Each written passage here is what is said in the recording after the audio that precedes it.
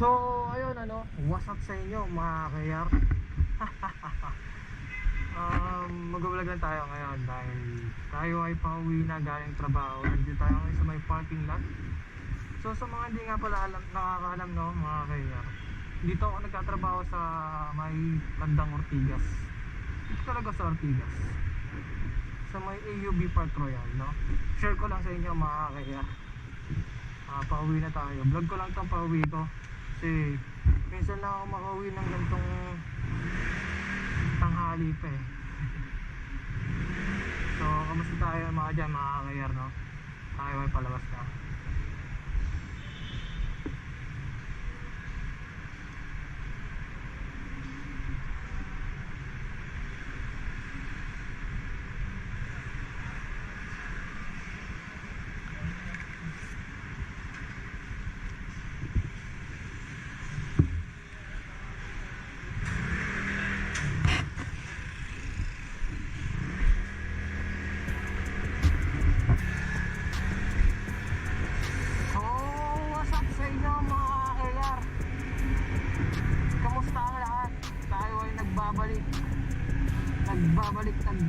Nagbabalik.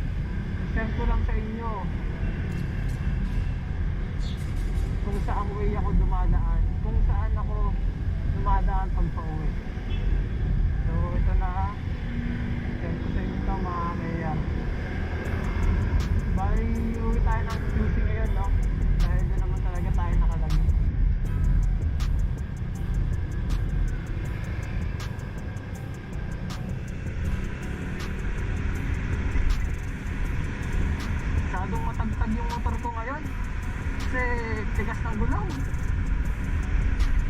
gulong natin.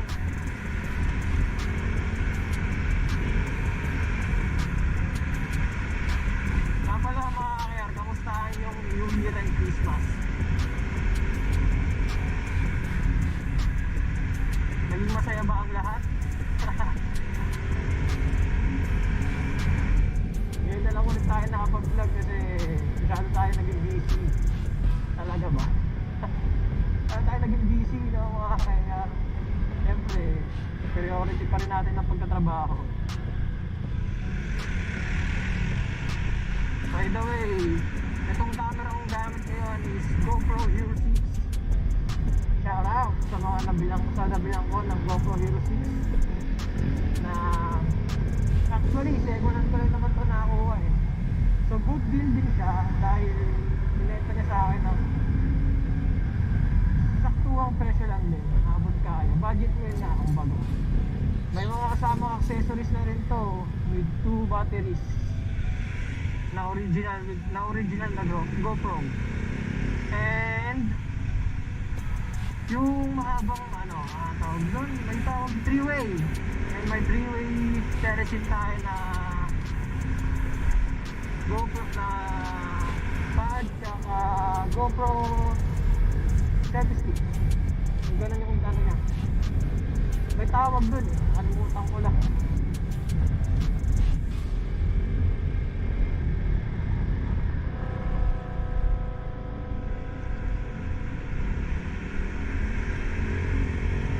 So bali tanghaling tapat no. Ganito talaga ang oras na uwi ko mga kaya 6 to 3 kasi ang pasok ko.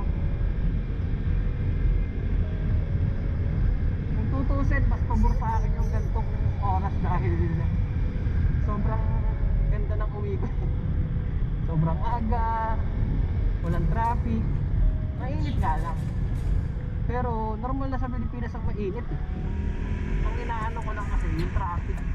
Kaya mas pumamor ako sa gantong schedule ko. Woo! Sa ngayon mga kaya wala pa tayong mic, kaya medyo yung mga naririnig nyo parang hangin, wind noise tawag dyan. Malamang wind noise yan.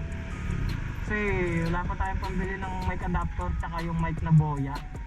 Ayun kasi yung recommended dito talaga sa GoPro, simula GoPro 5 hanggang pataas kailangan ng mic adapter.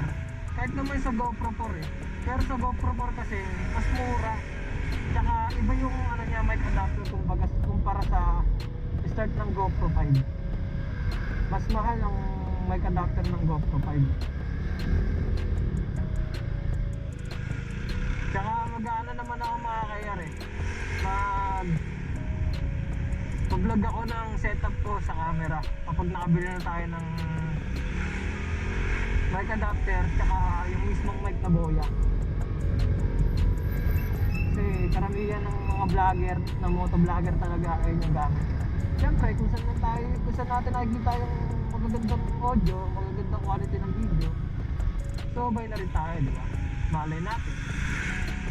Tsaka mas komportable kapag ang video mo talaga is maganda quality.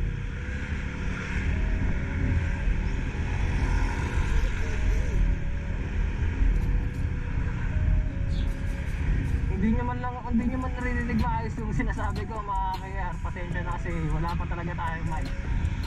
Bali, ito pa lang, mic pa lang ito mismo ng camera, nasa labas pa. Ewan ko man naririnig nyo ako ha. Yung camera ko kasi nakakover siya ng water resistant o waterproof case, kaya hindi ko sure kung maririnig nyo yung sinasabi ko or what, di ba? I'm sure na sana naririnig nyo pa rin.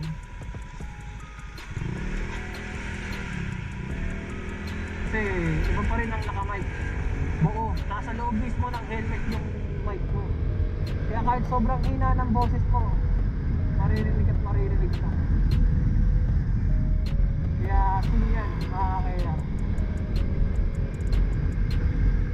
di naman tayo nagmamadali eh, dahil masyado pang maaga ang 2021.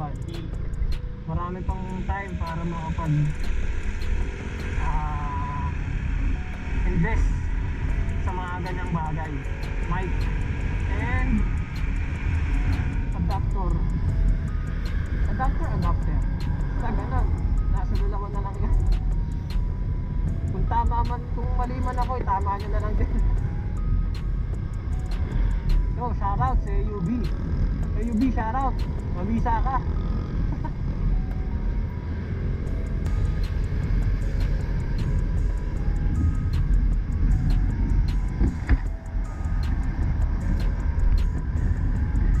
Masyadong matigas ang bulong natin. Ang bago. Saan naman, ilabahan ako doon. May lubak. Tayo nang hirap pag matigas yung gulong. Ang tag-tag oh. Tayo na.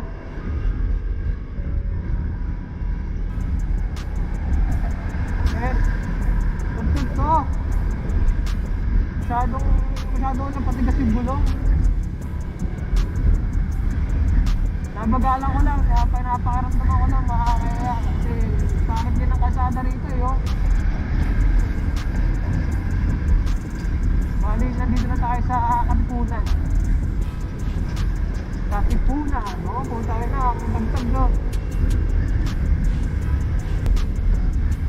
Dito, sa lugar na to, makakiyar, daming dumadaan dito mga vlogger. Tsaka dito, malapit na katira si J-Mac. J-Mac in the house. Alam ko dito lang siya, oh, sa may tapat ng Ateneo, yung lusutan dyan. Malapit na dito si Katoto J-Mac, no? Katoto, shoutout ba Katoto?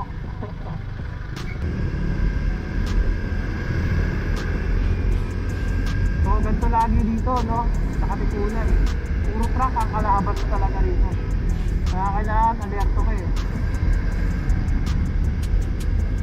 Pinakamalaking highway din kasi to. Ang pinakadulo pala na ito mga KR is Commonwealth na, no? Ang labas mo na ito, pag dire-diretso mo Commonwealth, pa-circle na, circle ka. Bali, nagpas kayo ng circle eh, diretso ano ng ano yan, Commonwealth, yun.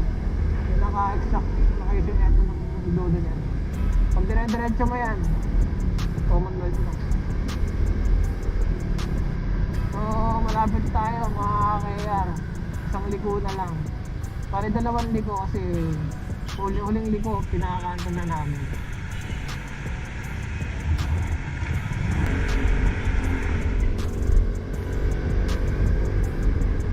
So, malapit na tayo mga KR.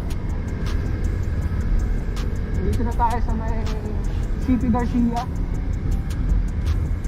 Ang nasa kanan ko ngayon mga KR ay isa sa pinakamalaking eskwelahan sa buong mundo.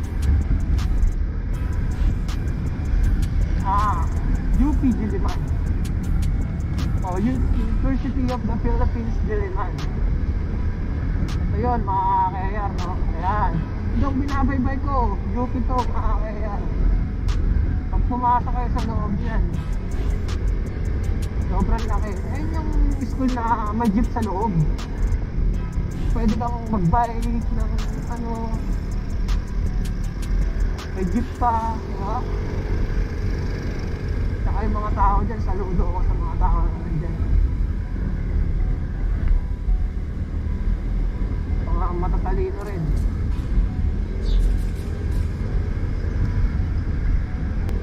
So, shoutout sa mga nanood, no? Sana nagustuhan niyo itong vlog ko ngayon. Walang kakwenta-kwentang vlog, makapag-upload na. Soon, mga KR, sabi sa inyo. Hindi ko ibibiguin, magiging maganda ang quality ng video natin, audio natin. Saka makakapag-biyahe na rin tayo ng mga malalayo talaga.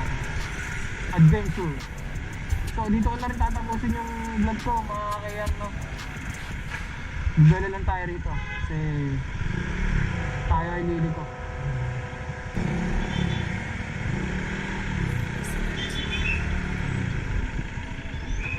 So yun mga KR, dito na tatapusin ang ating vlog. Thank you for watching mga KR. Peace.